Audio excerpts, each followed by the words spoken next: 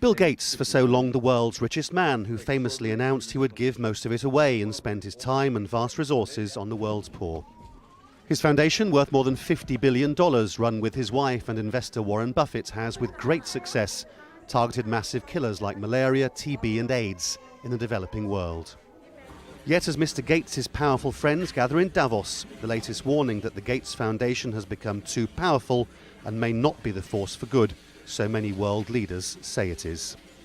The study from the pressure group Global Justice Now paints a picture of the Gates Foundation partly as an expression of corporate America's desire to profit from Africa and partly a damning critique of its effects.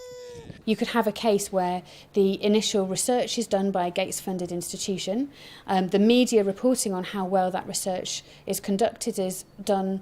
The media outlet is a Gates-funded outlet and maybe a Gates-funded journalist from a media programme, and then the programme is implemented more widely by a Gates-funded NGO. I mean, there are some very insular circles here. Among the many criticisms, the idea that private finance can solve the problems of the developing world. Should poor farmers be trapped into debt by having to use chemicals or fertilisers underwritten by offshoots of the foundation? Private finance initiatives like the one behind this hospital in Lesotho, paid for partly by Mr. Gates' philanthropy, also come under attack. The repayments for this now cost Lesotho more than 50% of its entire health budget. Some aid experts have warned repeatedly that the focus on high-profile, headline-grabbing diseases undermines wider attempts by African governments to reduce the poverty that causes them. They've not been interested with looking at strengthening the health system as a whole. What they've been much more interested in has been around the delivery of very specific interventions, albeit interventions that are important, but they've not considered the long-term requirements for sustainability and also the requirements for all the other diseases and interventions that are also important in parts of Africa. Global Justice Now had this response from the Gates Foundation to its report.